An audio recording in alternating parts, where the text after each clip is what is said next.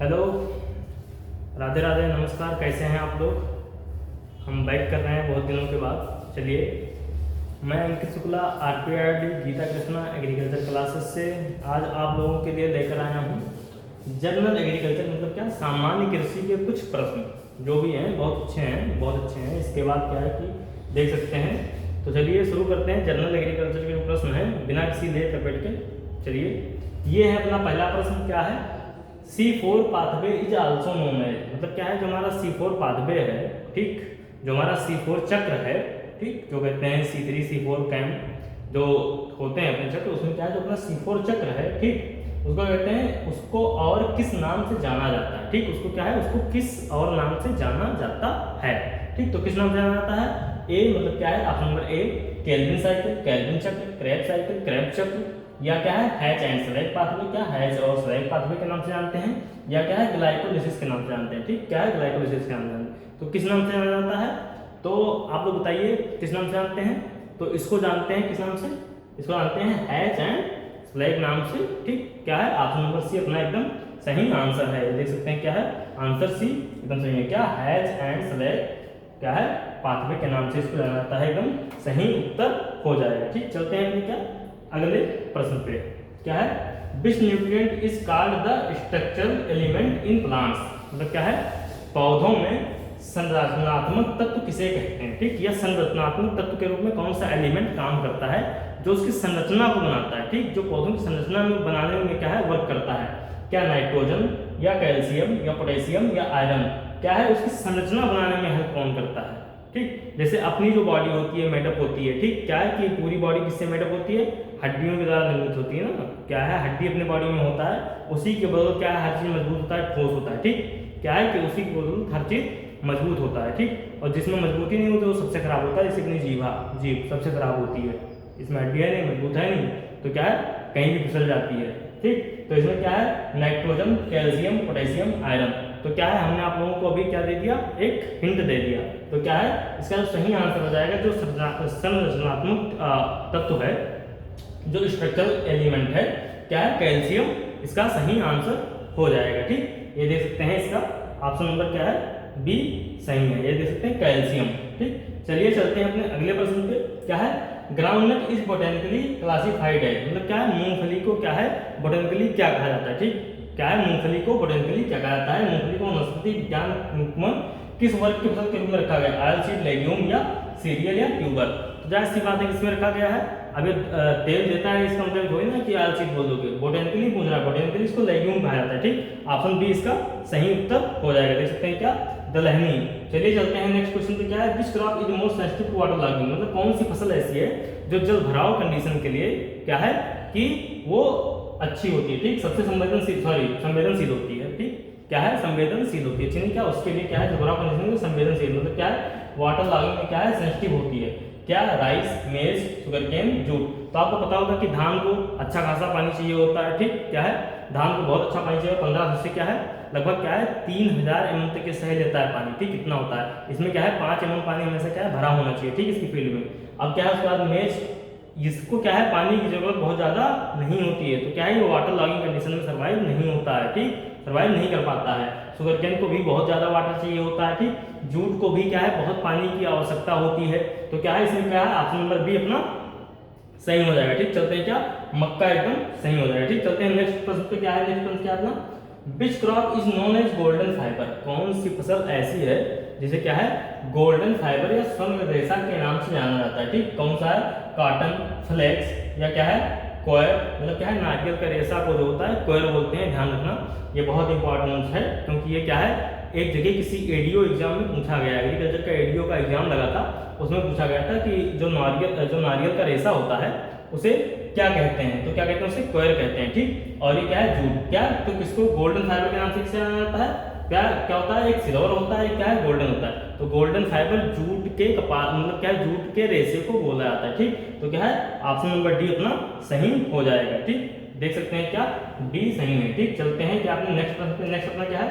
Which fertiliser is known as prilled urea, मतलब क्या है कौन से उर्वरक को क्या है प्रिल्ड यूरिया के नाम से जानते हैं, ठीक। क्या? प्रिल्ड यूरिया, यूरिया ग्रेन्युअल्स, क्या है अमोनियम सल्फेट या कैन या डीएपी। क्या है तो किसे प्रिल्ड यूरिया के नाम से किसे जानते हैं? प्रिल्ड मतलब दानेदार यूरिया भाई, वही दानेदार यूरिया, क्या यूरिया ग्रेन्यूल्स को, ठीक क्या है प्रिल्ड यूरिया के नाम से जानते हैं, ठीक क्या है यूरिया ग्रेन्यूल्स को, ठीक। चलिए चलते हैं अपने नेक्स्ट प्रश्न पे। क्या है विच nutrient deficiency causes little leaf in cotton, मतलब क्या है कौन सी न्यूट्रिएंट की कमी हो जाती है जिससे कॉटन में क्या है लिटिल लीफ काज हो जाता है? Zinc, boron, copper, molybdenum. तो कौन सी न्यूट्रिएंट की कमी होती है? तो चलिए इसको बता दें, क्या जिंक की कमी से क्या है कॉटन में क्या है लिटिल लीफ बीमारी हो जाती है। जिंक की कमी से कॉटन में क्या हो जाती है लिटिल लीफ बीमारी हो जाती है, ठीक। चलते हैं क्या नेक्स्ट प्रश्न पे, ठीक। चलिए देख सकते हैं क्या है which weed is known as the terror of Bengal, मतलब क्या है कौन से खरपतवार को बंगाल का आतंक कहा जाता है, कौन से खरपतवार को, ठीक। गाजर घास, पार्थेनियम, साइनोराम, डिक्टाइलम, क्या दूबघास को, या इकाइनो क्या है इकॉर्निया, जलकुंभी को, या क्या है साइप्रस। इसमें से किसे क्या है कि बंगाल का आतंक कहा जाता है, ठीक। इसमें से किसको बंगाल का आतंक कहा जाता है? चलिए आप लोग बताइए, सॉरी इसमें तो मतलब आ गया है, लेकिन आप लोग बताइए। हाँ ठीक है, क्या किसको कहा जाता है इकॉर्निया को कहा जाता है, ठीक। इकॉर्निया को क्या है इसको जलकुंभी को कहा जाता है, बंगाल का आतंक कहा जाता है। सॉरी गलती से लिखा तो आंसर आ गया था, लेकिन आप लोग देखेंगे कोई बात नहीं है, ठीक। तो किसको कहा जाता है इकॉर्निया को कहा जाता है, ठीक। समझ में आ रहा है इसको किसको कहा जाता है इकॉर्निया को कहा जाता है, ठीक।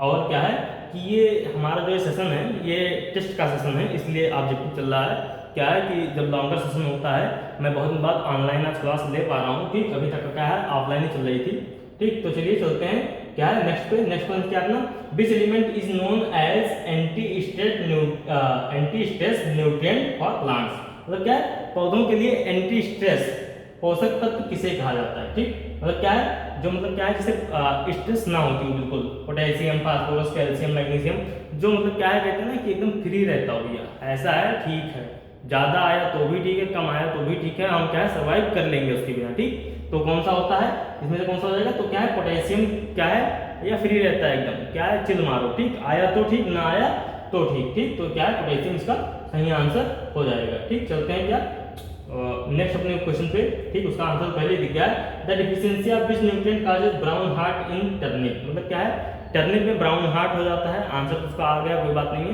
लेकिन क्या है इसमें क्या है इसका आंसर बोरान हो जाएगा सही। क्या है ये बहुत ही इंपॉर्टेंट है ब्राउन हार्ट इन टर्निप। क्यों इंपॉर्टेंट है? क्योंकि IBRI ने अभी एक इंटरव्यू लिया था, ठीक। क्या है प्रोजेक्ट वर्क के लिए, उसमें पूछ लिया था कि भैया ब्राउन हार्ट होता है, ठीक, सलजम में, तो वो किसी कमी से हो जाता है, तो किसकी कमी से?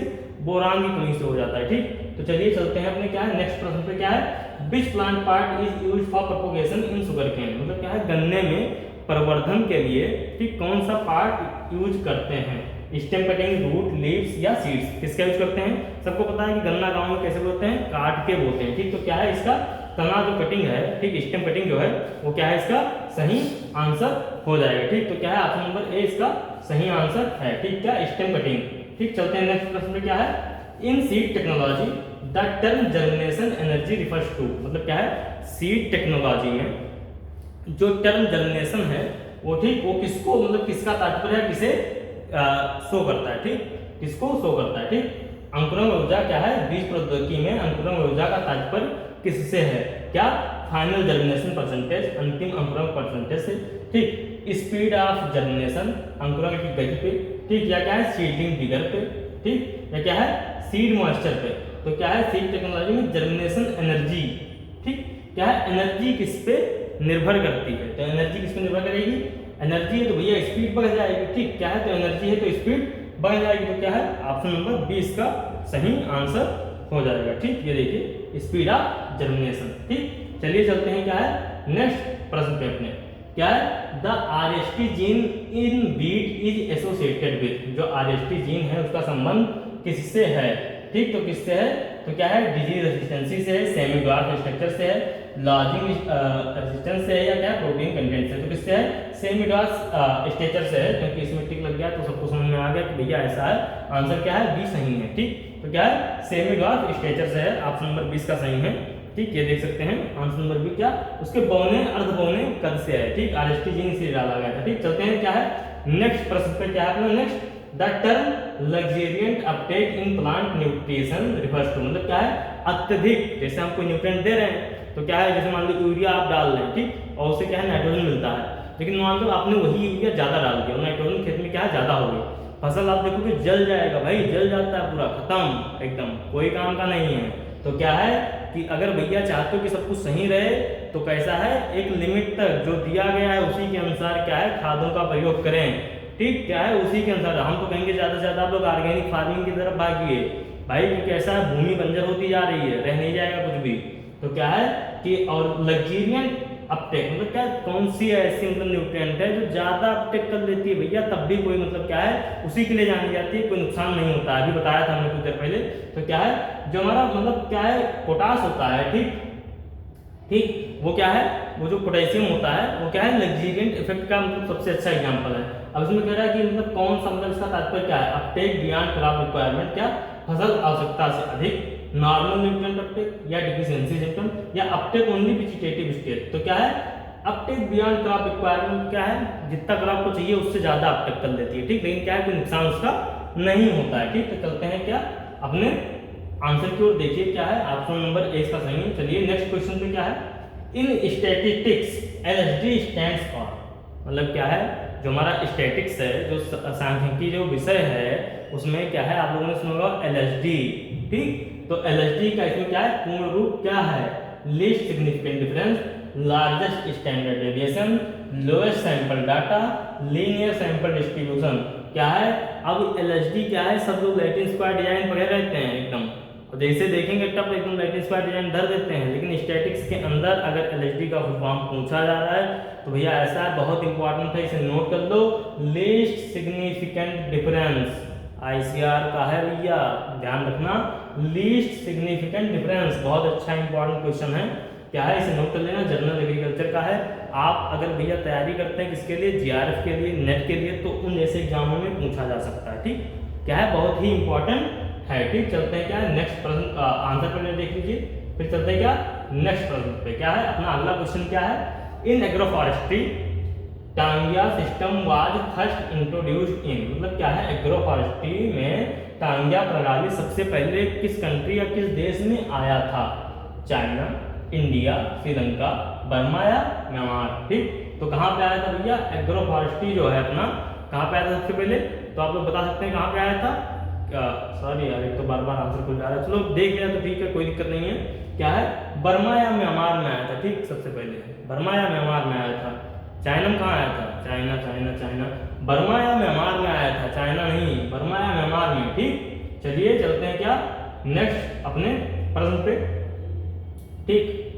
तो क्या है आज का सेशन यहीं पे खत्म होता है, आप लोगों को क्या है मिलेंगे अपने अगले लेक्चर पे, ठीक, जो कि बहुत ही इंपॉर्टेंट होगा, और आप लोग हमारे यहाँ ऑफलाइन बैचेस ज्वाइन कर सकते हैं, आ सकते हैं, ठीक। तो क्या है ये रहा अपना क्या है लास्ट एकदम, चलिए भाई मिलेंगे आप लोगों को अपने अगले सेशन में, धन्यवाद।